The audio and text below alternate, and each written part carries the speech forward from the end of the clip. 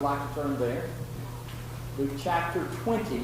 We're continuing a survey of the two letters, or the two books, that Luke wrote. The book of Luke and the book of Acts, written to Theophilus. And we're covering a chapter a week. And we've gotten up to Luke chapter 20, which basically is a very interesting chapter. It's one that at least interests me a great deal. I think we're going to enjoy our time together. There is in the morning sermon, which will be in the 11 o'clock hour. I appreciate it, by the way, David's invitation lesson today and his efforts very much. So this is my first time speaking this morning. But we're going to be talking about some other things that interest me. So hopefully they'll interest you as well in our discussion. But we are in Luke chapter 20. And we'll begin in just a few moments' time. I would like everyone, if you will, to bow with me. We'll start with a prayer. And then we'll begin our service or our class. Dear Father in heaven, we bow before you at this time, and we're thankful that we have the right to address you as our God and as our Father in heaven. We pray, dear Father, for mercy and love as we seek to live for you. We know that we fail miserably from time to time, and that sin enters into our life, and it's something we do not want. We pray that you would forgive us of that sin and allow us to be reconciled back to you. We're thankful for the ministry of reconciliation that came from your Son Jesus, his willingness to both live on this earth and die a sacrificial death, that through his shed blood we might be reconciled to you, and through his resurrection from the dead we might have the hope of life eternal. We pray now, dear Father, that you be with us during this study, that our minds may turn to your will. We might always serve you acceptably and know what your will for us is, for we recognize that perfects us or completes us unto every good work. And we also pray your blessings upon the worship that will follow in the 11 o'clock hour, that in everything you will be glorified and that you will be pleased. And we ask this in your precious Son's name. Amen. Okay, as I said, the 20th chapter of the book of Luke is a very interesting chapter, but chapter 19 was as well. If you'll remember in our lesson last week, we talked about Zacchaeus, who was or is a favorite story for our children. Zacchaeus was a wee little man. I don't know how wee he was, but he was of short stature. And Jesus specifically approached him to go to his house.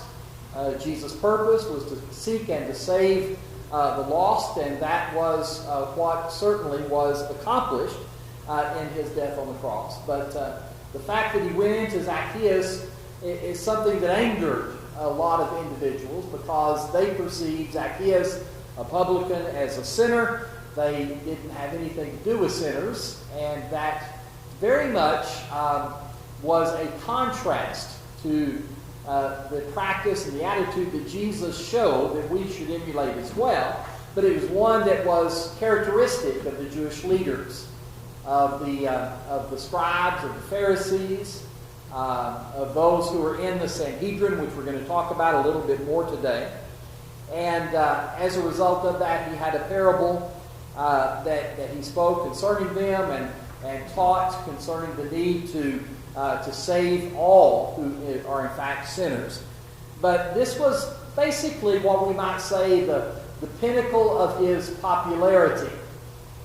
We also read about his entrance into Jerusalem, which we have termed, it has been termed by many as the triumphant entry into Jerusalem, because there were many people who followed him at that point in time and were excited about his entry. It may be because, in part, of misconceptions about what would occur at his entry, because they were looking for a Messiah, and in their mind, their estimation, the Messiah would be a king who would reign on David's throne and overthrow the yoke of Roman rule that was present. It was a very short time after his triumphant entry into Jerusalem that he was crucified on a cross there at that city, because the Jews rejected him. But at this time, they cried out, "Hosanna, son of David." He had a great deal of popularity. He had pull with the people. And on this occasion, for the second time, you can read about the first time, I think, in John chapter 2. But here in Luke chapter 19, Jesus cleansed the temple. The first time was directly following his turning the water into wine in Cana, as recorded in that chapter, in John chapter 2. And now here, in the last week of his time on earth, we find him cleansing the temple yet again, which of course angered the leaders. So that gets us basically into the 20th chapter, chapter 20. And we're going to be talking in the lesson today about some interaction with the Jewish leaders as a result of their dislike and antagonism toward Jesus and what he taught and what he did. So the first thing is a confrontation which took place in the temple at the cleansing of the temple. We're going to read verses 1 through 8. Would anyone in the audience like to read verses 1 through 8 for our consideration? Luke 20 verses 1 through 8. Josh, would you please start off there? Now it happened on one of those days as he taught the people in the temple and preached the gospel, that the chief priests and the scribes together with the elders confronted him and spoke to him, saying, "Tell us, by what authority are you doing these things? Or who is he who gave you this authority?" But he answered and said to them, "I also will ask you one thing, and answer me. The baptism of John, was it from heaven or from men?" And they reasoned among themselves, saying, "If we say from heaven, he will say, why then did you not believe him? But if we say from men, all the people will stone us, for they are persuaded that John was a prophet." So they answered that they did not know where it was from. And Jesus said to them, "Neither will I tell you by what authority I do these things." Okay. So let's look just for a few moments about a couple of aspects about this text. The first one found in verse 1 is who it was that actually confronted Jesus. These were not just mere Jews, common people. They are described here as the chief priest and the scribes and the elders. And so, most probably, these were representatives of the Sanhedrin. You look back in history, you find that that's basically what the Sanhedrin was made up of. The ruling class of the people of Israel was made up of chief priests, scribes, and elders. So let's define them. First, the chief priest. Now, there was one high priest, and there are other priests, but these, by the word chief, indicate that they were rulers. And in fact, during Jesus' time, there were basically 24 different cadre of priests that were each led by a chief priest, which made up the Sanhedrin. So there's a chance that there were at this time 24 chief priests, and we're not saying that all of them were there, but perhaps some of the more aggressive or some who were appointed for that purpose of confronting Jesus were present. There is also that statement of the scribes, which were the lawyers. These were the ones who had an understanding. When you say lawyer, you say, and I said lawyer, so it's lawyer. I'm West Texas, so that's why it's lawyer for me. But the lawyers, they were interested in and familiar with the law of Moses. This was the Jewish law. This was the Old Covenant. And so they would not only be lawyers in our sense, but they would also be religious leaders. And they would be the ones who would be given interpretation. And this question would fall right in their bailiwick. Who gives you this authority? Perhaps it was even that one of the scribes may have been the one to fashion the question, saying, let's ask him this, because it was obviously an overt attempt to catch Jesus in something. And we'll talk about the reason behind it and how that could be in just a few moments. And then the elders were civil leaders.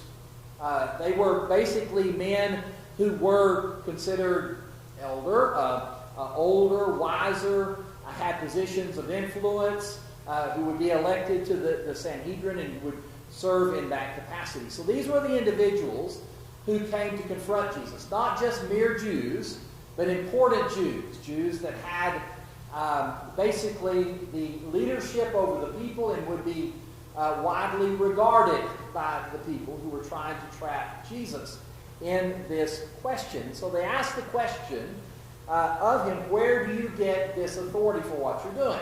Now I want you to think if there was a direct statement, which is what Jesus required of them in return, then it would have gotten him into trouble. Because Jesus was a carpenter from Nazareth. And so if, by the way, no matter what Jesus said, which answer he gave, he would be in trouble with them. So keep that in mind. If he were to say that what authority he had was from God, directly tell them it was from God, then they would accuse him of being a blasphemer, that he was claiming authority directly from God. But if he said that it was from men, which is the other possibility, well, Jesus had no bona fides in their eyes, in their estimation. He was just a man. He was just a commoner from Nazareth. He hadn't been taught in their schools. He wasn't among the religious leaders. And so they were going to reject him and claim there was reason to reject Jesus regardless. And so then we have Jesus responding with his own question. And that is about John's baptism. Did it come from God or from men? Now we know the answer because it's stated here that they gave. We don't know. The reason they did not know is because both answers would get them into problems as well with the people if they were to say that it was from man, because they considered John a prophet, John the Baptist a prophet, and they would not be happy with the leadership. You'll remember that when John was first on the scene, that he had a great following as well. In fact, he spoke against what was the corrupt leadership of the day among the Jews and got a grand following from the people. He was a troublemaker in the leader, the eyes of the leaders of the people, but he was someone that was commonly accepted, and so they feared him. If they said that his baptism was from God, well, they did not respond to his baptism. In fact, you'll remember on one occasion when individuals came out to be baptized, that some Pharisees and Sadducees came, and John spoke in a very strong denunciation of them, calling them a brood of vipers because of their actions and their behavior. They did not like, nor did they accept John. In fact, John was beheaded by the civil authorities. So the wisest and safest course for them was to say, we don't know where it came from. And then Jesus responded, you don't tell me, I'm not going to tell you. So we know that that's the case, but why wouldn't Jesus answer that? That's the question that we have up on the board at this time in verse 8. Why would it be that Jesus would not answer these religious leaders on this occasion concerning their question? Go ahead, Rick. If they're in the power of authority, they're not willing to honestly answer the question, why should he? That's a good point. It's kind of a situation. They put him on the horns of the dilemma. He put them back on the horns of the dilemma. And if they're not willing to answer him, he's not going to be willing to answer them either. Yes, Josh? So he knew their hearts as well. He knew that they weren't going to accept him regardless. There's already been evidence of that. And, they had no reason to not believe that he was the Son of God. Even if they hadn't witnessed themselves these miracles that we've been talking about, they've heard of him. And again, they had no more reason to not believe than we do today. We haven't seen him, so we've got the scripture, we've got the witnesses, we've got the testimony. They had that same thing at this point, and so he knew it wasn't going to do any good, and it was just going to be playing into their hands what they were trying to accomplish, which was to catch him. That's a good point. And again, it was a legitimate answer, but it didn't fit his agenda to answer them right then because he already had on many occasions, and he knew what would happen as a result of it. So I want to give you a couple of points that I want to make in this regard. The first one is that, again, Jesus had already in his teaching and his miracles and his direct affirmations shown that his authority was from God. As Josh said, this has gone throughout his entire ministry, and there's a text from John chapter 5 and verse 26. As the Father has life in himself, so he has granted the Son to have life in himself, and has given him authority to execute judgment also, because he is the Son of Man. Now, this was something that was stated earlier in his ministry. The affirmations that Jesus had given concerning who he was, the demonstrations of his authority, had established very clearly from whence the authority came. But they had prejudged that authority. All they were looking for was a reason to do their despot with him. And it didn't fit his agenda quite yet. Later on, he basically affirmed that. I'll just show you a passage from Luke chapter 22. This is 2 chapters later. And verse 66, at the time in which it's after his betrayal, when he was had been arrested and being tried by the Jews on this occasion. In verse 66, the elders of the people, chief priests, scribes came together, led him into the council, and said, "If you are the Christ, tell us." So they knew all along what was going on. They just wanted to capture him. Now notice what he said. He said to them, "If I tell you, you will by no means believe." So that's basically what it was just 2 chapters previous where we are now. And then he said, "If I also ask you, you will by no means answer me or let me go. Hereafter the Son of Man will sit on the right hand of the power of God." And then they all said, "Are you then the Son of God?" And he said, "You have rightly said that I am." You rightly say that I am. And notice their response in verse 71. Now this is the Sanhedrin. These are the same individuals who are setting this trap for him. They said, "What further testimony do we need? We have heard it ourselves from his own mouth." He was accused of blasphemy because he has said, "You've rightly said I'm the Son of God," or the Son of God. There in the previous verse, which is what they were asking in Luke chapter 20 that he wouldn't say. As soon as he said it, they had him where they wanted him. This was a statement, his affirmation, from whence his authority came, from who he was the reason he was crucified. And it was that they had to convince the people as well, and the mob mentality is influenced for that purpose. They had to go to the Romans to get it done, and he wanted to appease them, so it was accomplished. But what they accused him of was blasphemy and sedition by what he said. He was the Messiah. He was the King. He was the Son of God. He said it himself. That's what we've been waiting on. And so now we can arrest him and we can try him and find him guilty for what it was that he said. And that wasn't something that suited him at this point in time. And so he refused to give them that information or to answer their question. Anybody? Yes, Dennis. He also did not want them to disrupt what he was doing in the temple. John 10, parallel to what we were just talking about, they took up stones, and he had to escape, and he slipped away from them. He didn't want to do that here. He wanted to continue. Yeah, he taught every day in the temple, and of course until he had that opportunity until the time in which he was arrested. But again, just to note this, he finished his Galilean ministry. He's now in Jerusalem for the last time. This is the climax of everything that is going on. This is the short time he has in that city to accomplish what he wants to do there before his death. And so keep that in mind as we look at the next few texts. So let us go on then to the second slide that we have here on chapter 20 of Luke. And we're reading here verses 9 through 19, which is a parable. Rather than reading the entire parable, this was an attempt to show the wickedness of the Jewish leaders. They recognized it to be so, as found in verse 19. Let me just give you a quick summary.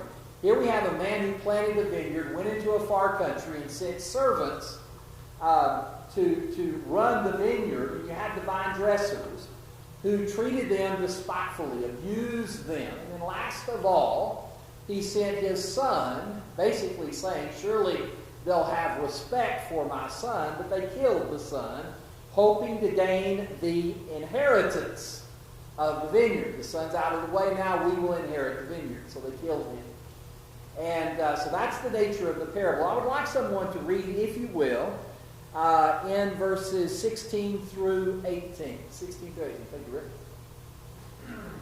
He will come and destroy those vine dressers and give the vineyard to others. When they heard it, they said, certainly not. He looked at them and said, what then is this that is written? The stone which the builders rejected has become the chief cornerstone. Whoever falls on that stone will be broken, but on whomever it falls, it will grind him to powder. The chief priests and scribes, that very power, sought to lay hands on him, but they feared the people, for they knew that he had spoken the parable against them. Okay. So let's think back for just a few moments, looking at the parallel of the parable. there is a distinction made between servants and the Son, and rightfully so. In fact, all of the prophets that came under the Old Covenant, in fact, Moses himself is stated in the book of Hebrews as being a servant in the house rather than the son. So there is a distinction that is made between the servants and the son. Now, one of them, for his teaching, one of the things that angered the Jews so much was his characteristic of them, or characterization of them, in verses 51 through 53 of Acts chapter 7, which I would like to read to you. Acts 7, 51 through 53. He called them stiff-necked and uncircumcised in heart and ears. He said, "You do always resist the Holy Spirit. As your fathers did, so do you. Which of the prophets did your fathers not persecute? And they killed those who foretold the coming of the just one, of whom now you have become the betrayers and murderers." So Stephen accused the Jews of betraying and murdering the Son. That's exactly the way it's paralleled, or it's written in the parable. He said, "You have become the betrayers and murderers who have received the law by the direction of angels and have not kept it." That's a very strong denunciation. It's one that really angered. We're going to talk a little bit about Stephen's lesson in the second hour in just a few moments, but it was something that angered the Jews, led to his being stoned to death. Now, I look at this particular parable and how it ends, and especially the response in verse 16 of these individuals. When they heard it, they said, "Certainly not." And I admit, at the first reading of that, it's somewhat confusing in the sense they say, "No, that's not going to happen." That's really not what it means. It means God forbid. That's another admonition that is given. It's also given in Romans chapter 6, where the question is asked, should we continue to sin? God forbid, or certainly not. We shouldn't. But understand this. As he was giving this particular parable, the Jewish leaders, they knew exactly who he was talking about. It was something that was unconscionable, unfathomable to them that they would reject the Christ.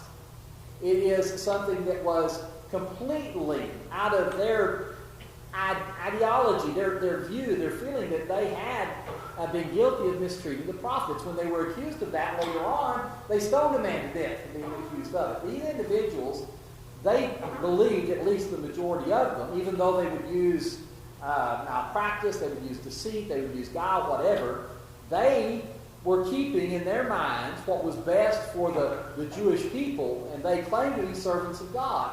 And so when he uses this parable in saying that when the Son comes, who they have rightly understood and recognized to be the Son of God, that's what was under consideration in this parable, they said, absolutely not. It's not going to happen. We're not going to do this.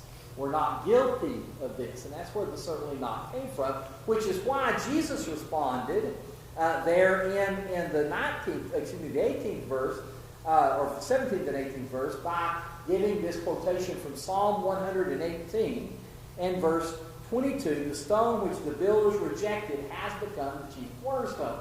This is a prophecy given by David in the Psalms concerning the rejection of the Christ. We also find in Isaiah 53 that idea that he bore our iniquities. We did not love him. We did not show that affection for him.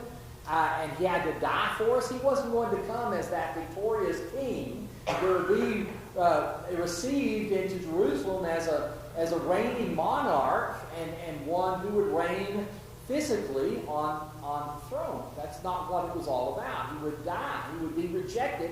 And who would reject him? According to the prophecy and according to the parable, the individuals who would reject him were, again, the vine dressers, not the vine dressers, but the Jewish leaders. I'm looking back because I haven't, okay, verse 19. So that's why we went ahead. I meant 16 to 18, read verse 19. So we basically answered the questions. Who were targeted by Jesus' parable, the vine dressers? Who was it? Chief priests and scribes. Okay, chief priests and scribes. So it was the religious leaders. They knew that the parable was spoken about them. So anyone want to add anything to this section of our study? Okay, appreciate very much us making some headway here. So we get now to verses 20 through 26. Another interesting interaction that we can note, this time concerning taxation, another opportunity and effort on the part of the Jews to, the scribes this time, to put him on the horns of a dilemma, to get him to say something with which he could be blamed. So who would like to read verses 20 through 26 for me at this time? Chapter 20, verses 20. Go ahead, John. So they watched him and sent spies who pretended to be righteous, that they might seize on his words in order to deliver him to the power and authority of the governor. Then they asked him, saying, Teacher, we know that you say and teach rightly, and you do not show personal favoritism, but teach the way of God in truth. Is it lawful for us to pay taxes to Caesar or not? But he perceived their craftiness and said to them, Why do you test me? Show me a denarius. Whose image and inscription does it have? And they answered and said, Caesar's. And he said to them, Render therefore to Caesar the things that are Caesar's, and to God the things that are God's. But they could not catch him in his words in the presence of the people, and they marveled at his answer and kept silent. Okay. All right, so let's look at this particular occasion. And the first thing I want to note is a distinction that I've been trying to make, and perhaps not done a very good job of it, between flattery and praise. Flattery is spoken of often as being negative. It is sometimes referred to being insincere, the motivation of which is to gain something for oneself, where we are told often to give praise. Praise to God, praise to other men. It's a good thing for us to do to one another, is to praise one another, but we ought not be guilty of seeking to flatter one another. This is a wonderful example, so we can see the definition in what was accomplished. As you note in this text, a clear statement, they watched him and they sent spies. So these are spies that came to him. He was on the radar of these Jewish leaders. He was dangerous to them, he was unacceptable to them, and they wanted him to get in trouble. And this time it was not that they may make accusations, but rather that Rome itself would get involved. This is something that they wanted him to get in trouble with the governor of Judea on this particular occasion. So they asked that rather famous question about taxes. This was again flattery. It was deceitful. It had a motivation. It wasn't praise. And Jesus was able to discern the evil that was present. This famous question about taxes, again, puts him on the horn of a dilemma, because if he said yes, that we are to pay taxes to Rome, well, that's going to make him unpopular in some areas, because publicans were unpopular, Rome was unpopular. They were, in fact, grading under the taxation of Rome. It might cause some of the people to leave him. It would make him less popular than he was. But if he said no, well, then he's a seditionist. No, we should not. And perhaps they thought, most probably he'll say no. If he calls himself the king and calls himself the leader of the Jewish people, we're under Rome. And while they said the same thing, we've not been in bondage ever to anyone. We are Abraham's children. They understood their bondage to Rome. They understood the filial devotion they had to show and what would happen if they didn't, which basically did happen in AD 70 as Jerusalem was besieged in the temple and the city was destroyed. So this was a difficult question to answer. This time Jesus didn't refuse to answer it, though. He had an answer that was unique and wise. In verse 26, they could not catch him in his words in the presence of the people. They marveled at his answer and they kept silent. Now here's the answer, very simply, and we'll respond to it in regard to the question, but render unto Caesar the things that are Caesar's, unto God the things that are God's. So the question that we ask by way of application today, talking about us and our nation today, or any Christians in any nations in our day and time, are we required by God to pay taxes if the government is evil? And we talked about just recently, since 1973 till recently, abortion was allowed, which is the killing of children. And there have been movements in the past that the federal government actually pay for abortions, and federal funding of Planned Parenthood and other abortion mills. And while it has become no longer the law of the land, Roe versus Wade, they're making other laws by states, and they're trying to enact a federal law to again make abortion legal always in every instance or every circumstance. So let's say that's in place. Do we pay taxes to our government if our government is evil? What would be your answer to that based upon this and other teaching in Scripture? Yes, sir. Oh, way more wicked than we are. Okay. Way more wicked than we are. Anyway, the point here is even Christ is telling that the government's actions are not in consideration. It's that it's either Yeah, and so that would be their personal responsibility, and this is the correct answer to the question. Yeah, so let's just look at a couple of things. Rome was evil, as Rick indicated. It was as evil, if not more evil, than our nation. There are certainly many things that were present with regard to the morality. All you have to do is look at the latter part of Romans chapter 1, where the Gentiles were being considered in the list of sins that were present at Rome at that time. You think, for example, the Christians being fed to the lions in the Roman Colosseum, the persecution of Christians a bit later. So what we need to understand is that God appoints and ends the interim regarding nations. Rome lasted 1,000 years. I forget exactly how long the basic time which it was as a world empire, but it's much longer than what we had before it fell. But it did fall.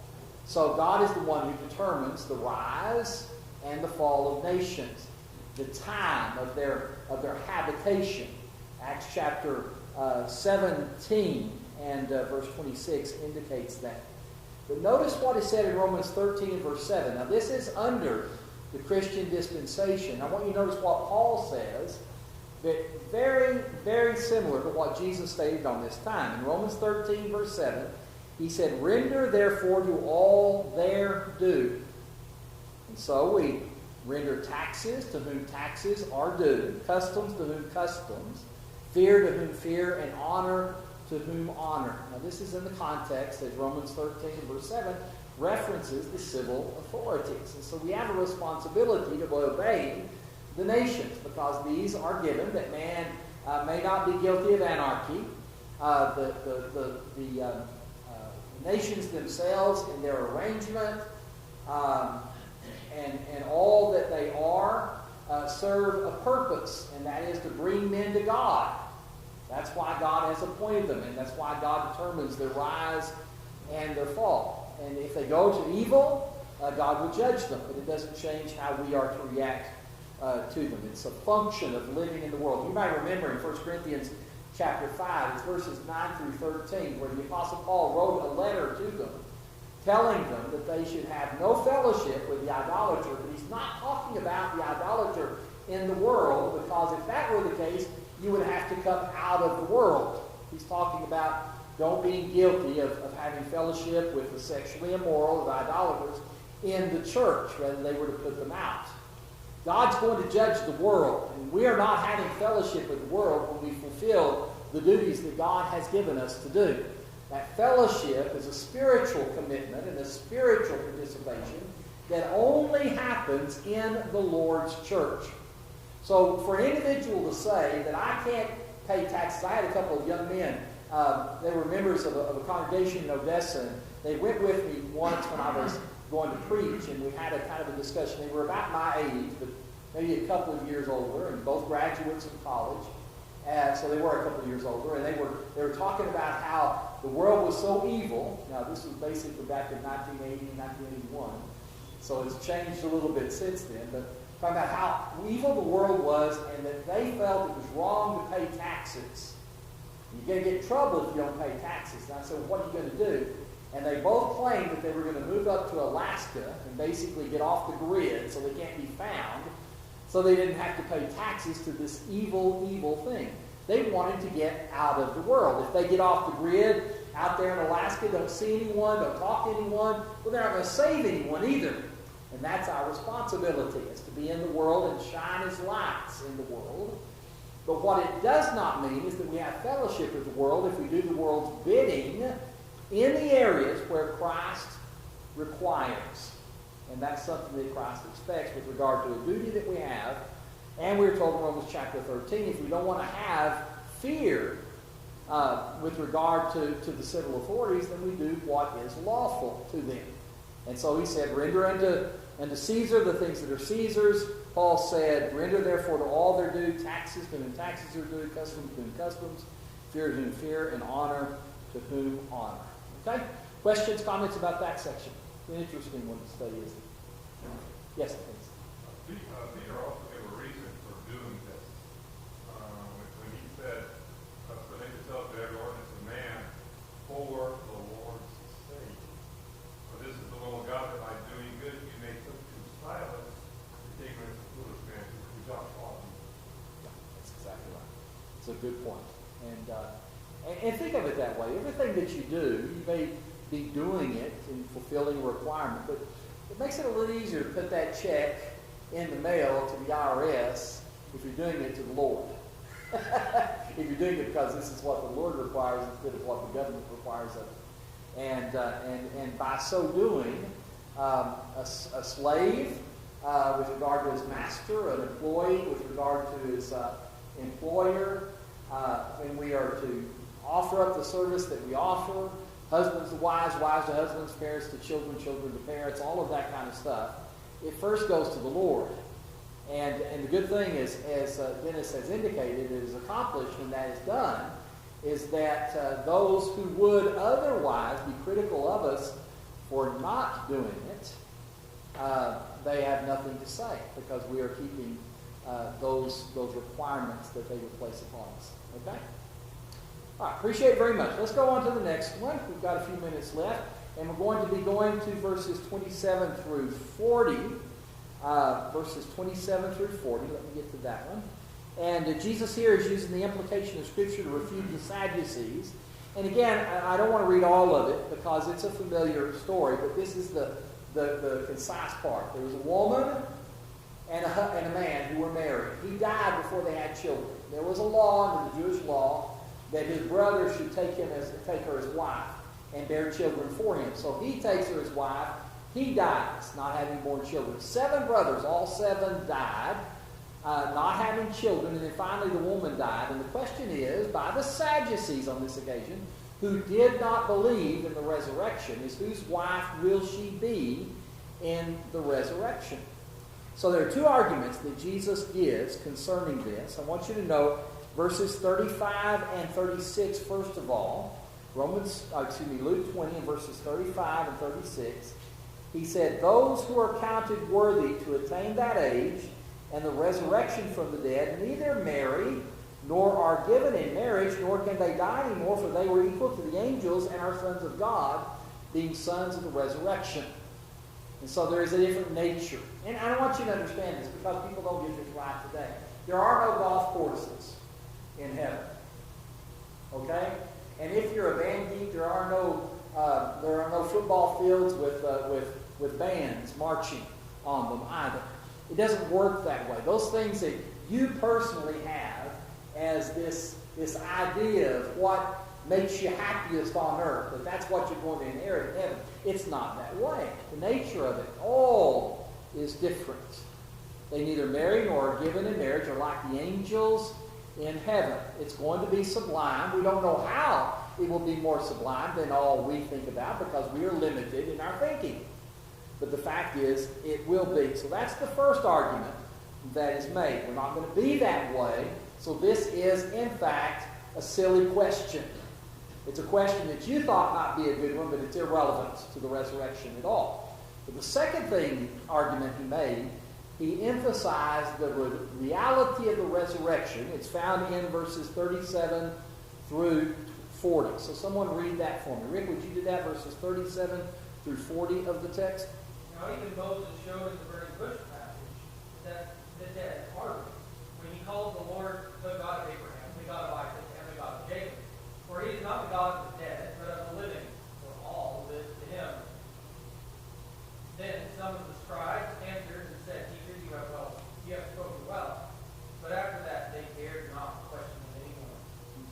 One point to make. I want you to notice in verse 26, we are told that they could not catch him in his words in the presence of the people. They marveled at his answer, and they kept silent. And now some come again And here we are told in verse 40, after that they dared not question him anymore. This shows the success that Jesus had in his response in these cases. So this is a successful argument.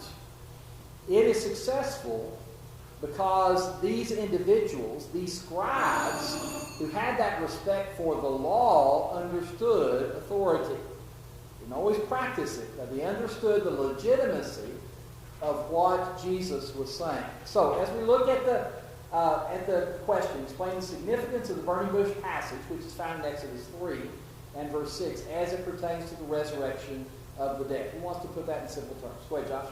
Well, it's first of all, this is an example of necessary inference.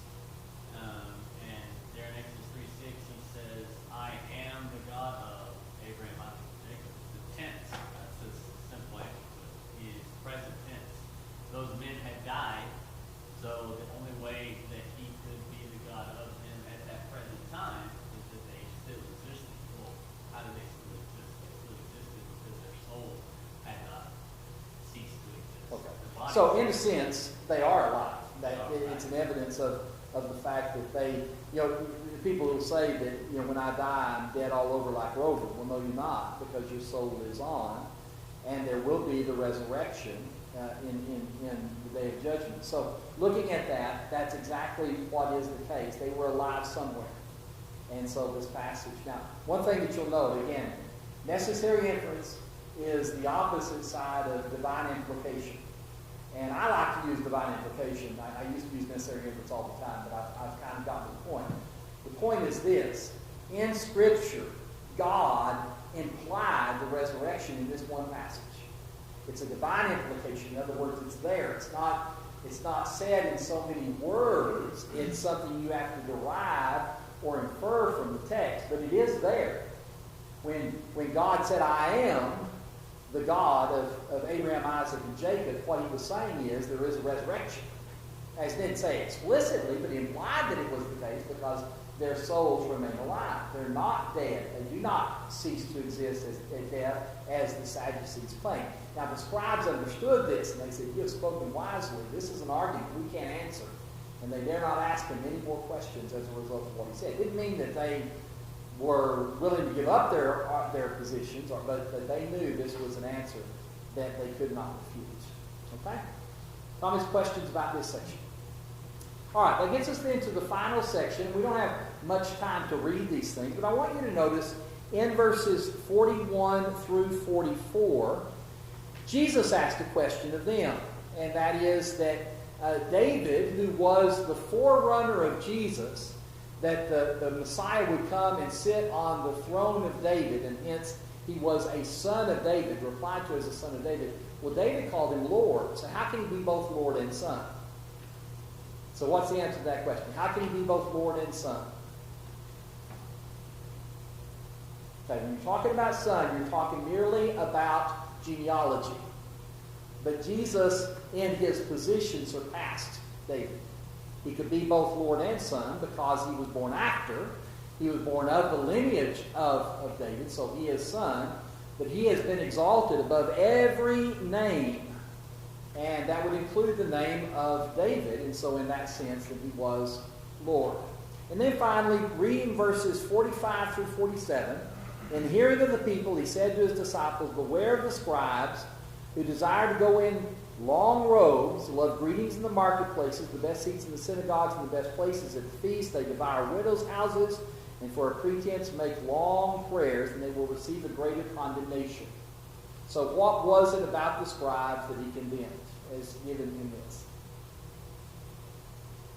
Yes? Their desire for worldly Okay. Yeah, it's interesting. You'll notice in verse 47, that phrase where it says they, for a pretense, make long prayers. The word pretense, putting on a show. That's what that word indicates, a pretended reason. They weren't praying to be heard by God. They were making a long prayer to be heard by men. They were putting on a show for men so that they would receive praise. The second thing we want to notice is that they abused the vulnerable. We are told they devour widows' houses. These individuals are in a position where they can take advantage because they were the rulers, and it looks like many of them did on that occasion, as they did in other times during Israel's existence. Yes, sir.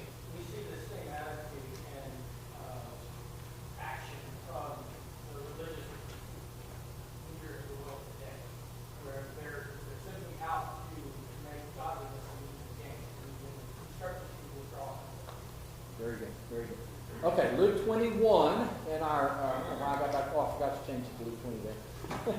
I do that sometimes. It's